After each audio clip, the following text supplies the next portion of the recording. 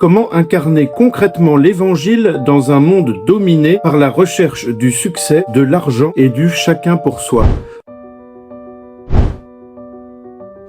Voilà, c'est une question importante, c'est une question qui m'a été souvent posée, notamment par des jeunes qui, justement, cherchent à trouver leur place dans le monde et puis qui ont l'impression, en effet, par toutes ces influences, que le monde a raison de vouloir toujours le succès, l'argent et de chacun pour soi. En soi, évidemment, le succès et l'argent sont pas mauvais. Le problème, c'est le chacun pour soi. Et quand le succès est de monter sur les autres et de les écraser, de prendre l'argent aux autres et de le garder pour soi, eh bien c'est là qu'il y a un problème, en effet, par rapport à l'évangile, en nous rappelant toujours le grand commandement de Jésus qui est d'aimer Dieu et son prochain comme soi-même. Alors, je pense qu'il faut pas d'abord rejeter le monde, il ne se limite pas à cela, mais en effet, on peut quand même avoir bien l'impression parfois que le monde est dominé par cette recherche du succès, de l'argent et du chacun pour soi. Alors, vous connaissez cette histoire de Mère Teresa, qui un journaliste un jour disait « Mais Mère Teresa, qu'est-ce qu'il faut pour changer le monde ?» Et Mère Teresa a répondu « Il faut d'abord me changer et vous changer. » Voilà, je crois que c'est ça la réponse. Comment incarner concrètement l'évangile dans ce monde? Eh bien, en le vivant nous-mêmes, en faisant toujours des efforts, parce qu'il y a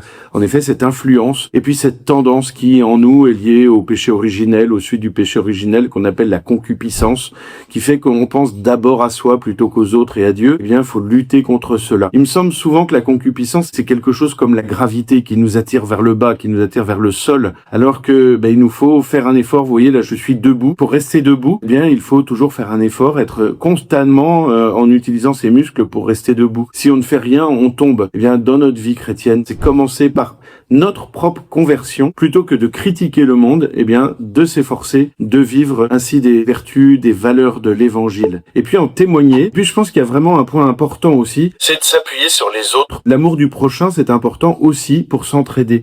Parce que on peut se donner des exemples, on peut se soutenir dans les efforts. Alors, nourrissons la fraternité, nourrissons l'amitié entre nous et une saine émulation. Et on le voit beaucoup dans notre paroisse, dans nos groupes, c'est que nous nous soutenons les uns les autres dans ce combat, dans cet effort pour incarner l'évangile dans le monde. À bientôt.